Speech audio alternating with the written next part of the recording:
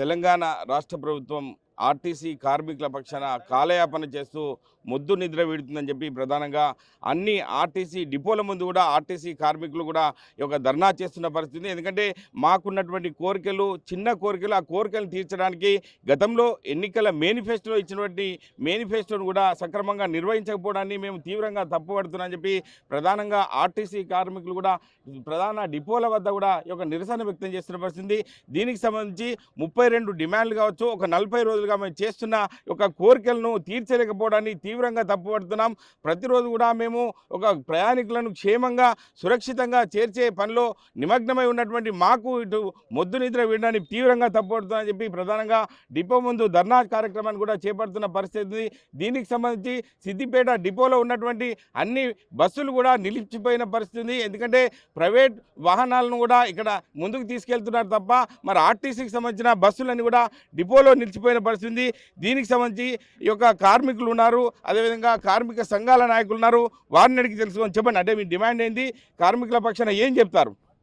ఈరోజు ఆర్టీసీ డిపోల ముందు పెద్ద ఎత్తున తెలంగాణ వ్యాప్తంగా సమ్మెకు దిగినటువంటి పరిస్థితి. మరి రాష్ట్ర ప్రభుత్వం 2.5 సంవత్సరాల క్రితము ఎన్నికల మేనిఫెస్టోలో పెట్టిళ్ళు, ప్రభుత్వం వస్తే మేము దీన్ని వెంటనే విలీనం చేస్తాం ప్రభుత్వాలు అని చెప్పారు. గత ప్రభుత్వం మొత్తం కూడా ఆర్టీసీని నిర్వీర్యం చేసింది, మొత్తం సంఘాలను ఎత్తేసింది అని చెప్పేసి మా ప్రభుత్వం వస్తే ప్రజాపాలనలో మొత్తం ఆర్టీసీని విలీనం చేసి మేము కార్మికులకు అండగా నిలబడతాం, కార్మికులను ఆదుకుంటామని చెప్పేసి పద్ధతిలో ఈ ప్రభుత్వం చెప్పింది. చెప్పి 2.5 సంవత్సరాలు పూర్తవుతున్న గత ప్రభుత్వం మాదిరిగానే ఈ ప్రభుత్వం కూడా వేరించిందని చెప్పేసి ఈ సందర్భంగా చెప్పొచ్చు. ఆర్టీసీ కార్మిక సంఘాలు అన్నీ కలిపి కూడా 45 రోజుల క్రితము మా సమస్యలు పరిష్కరించండి, మీరు ఇచ్చినటువంటి హామీలు పరిష్కారం చేయండి అని చెప్పేసి మరి సమ్మె నోటీస్ ఇచ్చినప్పటికీ 45 రోజుల కాలంలో కాలయాపన చేసి తీరా నిన్నటి రోజున సాయంత్రము మేము ఐఏఎస్ అధికారులతో కమిటీ చేసినాం, చర్చిస్తాము, 3 వారాల వ్యవధి ఇవ్వాలని చెప్పేసి అంటే 45 రోజుల నుండి ఏం చేశారని చెప్పేసి మేము సిఐటిగా ప్రశ్నిస్తాము. అంటే 45 రోజుల నుండి కార్మికులు, కార్మిక సంఘాల నేతలు గుర్తు రాకపోగా మరి రేపు సమ్మెకు పోతే ప్రజలకు రవాణా వ్యవస్థకు ఇబ్బంది వస్తుంది, మరి ప్రభుత్వానికి తలవొప్పి వస్తుందని చెప్పి భావించి హరీబరీగా మరి కమిటీ చేసి ఏదో కబుర్లు చెప్పి పద్ధతిలో వివరిస్తే సరైనటువంటి చర్య కాదు. ఈ ప్రభుత్వం ఆర్టీసీకి సంబంధించినటువంటి వాటి వ్యవస్థను మొత్తం కూడా విలీనం చేయాలి, ఆర్టీసీ కార్మికులు చేస్తున్నటువంటి న్యాయమైనటువంటి పోరాటాన్ని సమ్మెను పరిష్కరించాలని చెప్పి సిఐటిగా మేము డిమాండ్ చేస్తున్నాం. మరి గతంలో చెప్పినట్టుగా పీఆర్సీ ప్రకటించి వీళ్ళ జీతాలు పెంచాలని చెప్పే పద్ధతిలో, అట్లాగే ఇందులో అవుట్సోర్సింగ్ పద్ధతిలో కొనసాగుతున్నటువంటి డ్రైవర్లను కూడా పర్మనెంట్ చేయాలి, అట్లాగే అద్దె బస్సు డ్రైవర్లు కూడా ఉన్నటువంటి పరిస్థితి వాళ్ళని కూడా ప్రభుత్వంలో విలీనం చేసి వాళ్ళని ఆదుకోవాలని చెప్పి ఈ సందర్భంగా డిమాండ్ చేస్తున్నాం. అంటే మీరు చెప్పండి, ఆర్థిక సంబంధించిన ఎన్నో ఆస్తులు ఉన్నాయి, ఆస్తులపై కన్నేసారు అని అనుకోవచ్చా? రాష్ట్ర ప్రభుత్వం పనితీరు చూస్తుంటే అలానే అనిపిస్తుంది. ఆ విషయంలో ఏం చెప్తారు మీరు? ఇప్పుడున్న పరిస్థితులను చూస్తే మరి 40 రోజుల ముందు కూడా సమ్మె నోటీస్ ఇచ్చినా కూడా 40 రోజుల నుంచి ఏ ఒక్క రోజు కూడా ఏ మంత్రి కానీ ఎవరు కానీ జేఏసీ నాయకులకు పిలుపు రాకపోగా మరి తీరా సాయంత్రం 5 గంటలకు హడావిడిగా ఐఏఎస్ల కమిటీ చేసి వారికే చెప్పుకోపోండి 4 వారాల తర్వాత సమస్యను పరిష్కారం అయింది అనే దాన్ని చెప్పడం చూస్తుంటే మరి ఈ ఆర్టీసీ మీద కన్నేయడం కానీ, ఈ ఆర్టీసీని సంస్థను మొత్తం మరి దారదత్తంగా మరి జేబీఎం వారు కానీ, వొలట్రో వాళ్ళు కానీ, ఎలక్ట్రిక్ బస్సులకు పూర్తిగా మరి వారికి అప్పచెప్తారనే నమ్మకము మాకు 100% కలుగుతూ ఉన్నది. ఎందుకంటే సిటీలో ఇప్పటికే 22 డిపోలలో మరి మా 22 డిపోలను మొత్తం కూడా ఆర్టీసీ సిబ్బంది ఖాళీ చేసి వారికి మాత్రమే వారి యొక్క ఛార్జింగ్ పెట్టుకోవడానికి వారి యొక్క సిబ్బంది మొత్తం వాళ్ళకే ఆ డిపోలు అప్పచెప్పి బయటకు వచ్చిన డిపోలు ఎన్నో ఉన్నాయి. ఉదాహరణ వరంగల్ డిపో కూడా, వరంగల్ డిపోలో మొత్తం కూడా వాళ్ళే ఉంటారు. దీనికి ఉదాహరణ కూడా ఒకటి ఏంటంటే మొన్న మెడికల్ క్యాంపు పెట్టిండ్రు వరంగల్లో. ఆ డిపోలో ఎలక్ట్రిక్ బస్సులు ఉన్న డిపోలోకి మెడికల్ క్యాంపు పెడితే నువ్వెవరు ఇక్కడికి రానికి, ఈ డిపో మాది, ఈ డిపో మాకిచ్చిర్రు, మీరు ఇందులో మెడికల్ క్యాంపు పెట్టడానికి వీల్లేదని బయటకు తరిమిన రోజు కూడా మొన్న ఉన్నది. కాబట్టి వీటన్నింటిని చూస్తే ఈ ఆర్టీసీని మరి ఆ ఎలక్ట్రిక్ బస్సుల వాళ్లకు మొత్తానికి కూడా దారదత్తంగా రాసిస్తారనే నమ్మకం కూడా కలుగుతూ ఉన్నది. మరి అట్లాగే ఈ మా సమస్యలు పరిష్కారం అయ్యే వరకు, మరి ఆర్టీసీని ప్రభుత్వంలో విలీనం అయ్యే వరకు మరి ఆర్టీసీలో గుర్తింపు ఎన్నికలు సంఘం జరిపిస్తామని మీరు రాతపూర్వకంగా ఇస్తే తప్ప మేము ఈ సమ్మెను ఇలాగే కొనసాగిస్తామని తెలియజేస్తా ఉన్నాం. ఓకే, అంటే మీరు చెప్పండి సార్, ఆర్టీసీ కార్మికుల పరిస్థితి చూస్తుంటే చిన్న భిన్నమైన పరిస్థితులు ఉంటాయి, పని చేస్తేనే వాళ్ళకు కూలీ వచ్చే అవకాశం ఉంటుంది. కాబట్టి ఏం చెప్తారు సార్ ఆర్టీసీ కార్మికుల పక్షాన? ఈరోజు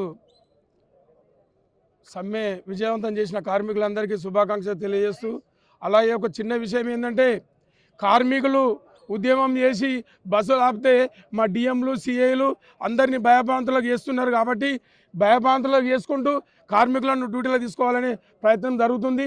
దయచేసి కార్మికులు ఎవరు కూడా జంకవద్దు. ఎందుకంటే మీ మీ వెనుక మేము జేఏసీ నాయకత్వం ఉంది. మేము కూడా ప్రతి ఇష్యూలో కూడా మేము ఎన్నుకుంటాము. మీకు మీకు ఏ ఇష్యూలు అయినా కూడా మేము సహకారం అందిస్తాం.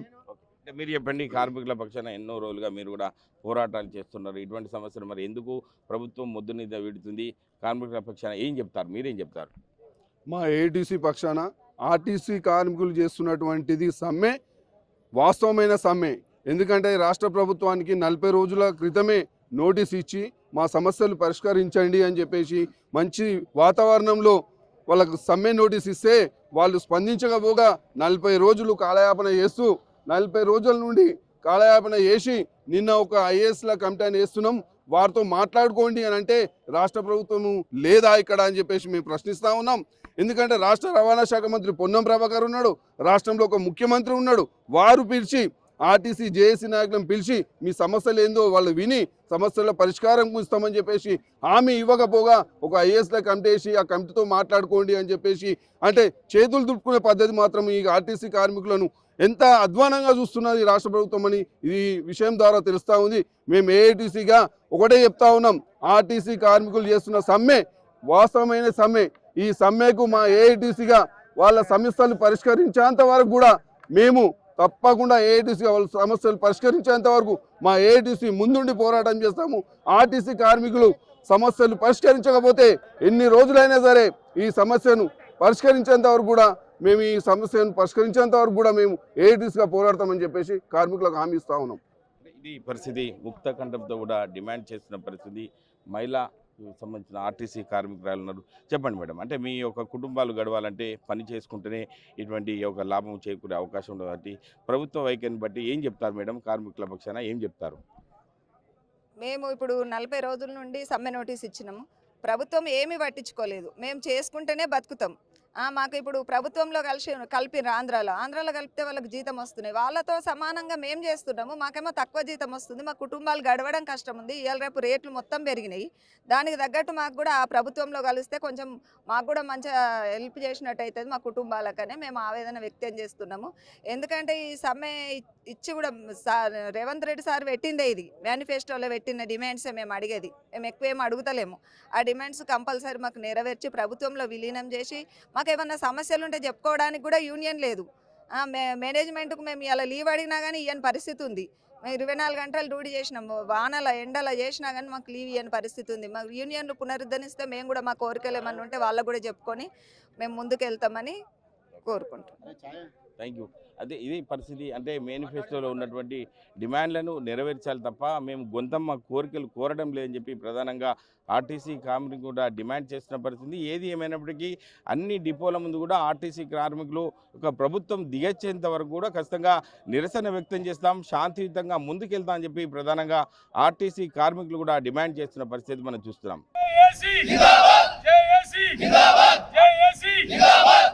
సమస్యలు పరిష్కరించే వరకు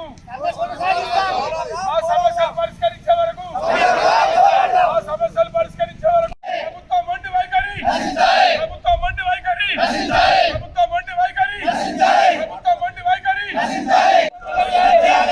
ఆర్టీసీ కార్మికుల వెంటనే మొండి వైఖరి, ప్రభుత్వం మొండి వైఖరి, ప్రభుత్వం మొండి వైఖరి. కార్మికుల ఐక్యత, కార్మికుల ఐక్యత, కార్మికుల ఐక్యత, ప్రభుత్వం మొండి వైఖరి, ప్రభుత్వం మొండి వైఖరి. ఆర్టీసీని వెంటనే, ఆర్టీసీని వెంటనే, కార్మికుల సమస్యలు వెంటనే, కార్మికుల సమస్యలు.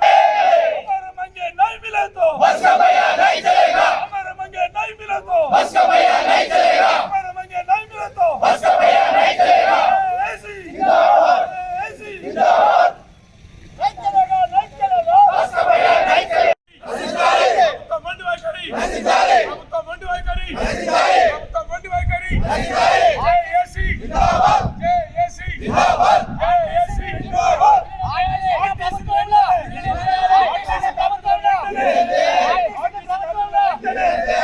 అసలైన తొలి వెలుగు. ఫాలో వాట్సాప్ @తొలి వెలుగు official.